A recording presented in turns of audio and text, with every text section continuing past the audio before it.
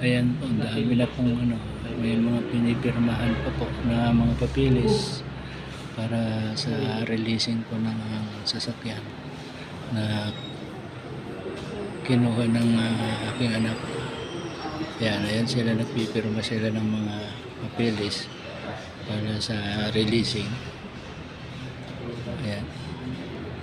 Nandito po kami sa taas ng Toyota Dasmariñas upang ma-fill up sila ng mga application para sa releasing. Kaya yung manugang po at saka yung anak ko.